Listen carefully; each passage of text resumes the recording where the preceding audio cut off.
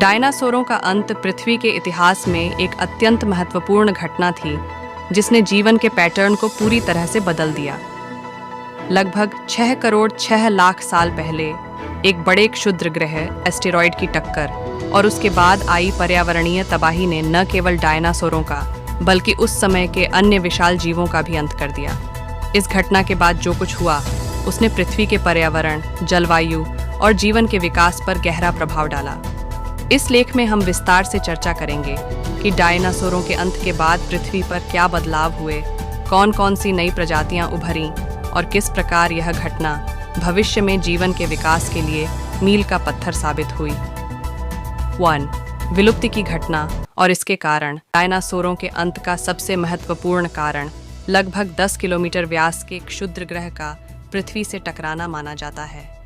यह टक्कर युकाटन प्रायद्वीप के निकट हुई, जिससे चिकसुलुब क्रेटर बना।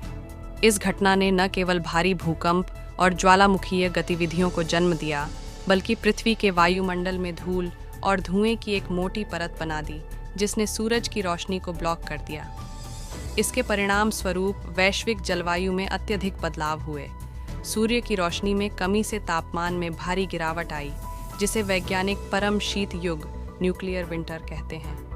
यह शीत युग महीनों से लेकर सालों तक जारी रहा, जिसने फसलों और वनस्पतियों को भारी नुकसान पहुंचाया और अंततः डायनासोर और अन्य बड़ी प्रजातियों की भोजन श्रृंखला टूट गई। 1.1 क्षुद्र ग्रह के प्रभाव से तत्कालिक परिणाम। क्षुद्र ग्रह के पृथ्वी से टकराने से पहले ही कुछ जगहों पर ज्वालामुखीय गतिविधियां हो रही थीं, जो पहले से ही वातावरण को प्रभावित कर रही थीं।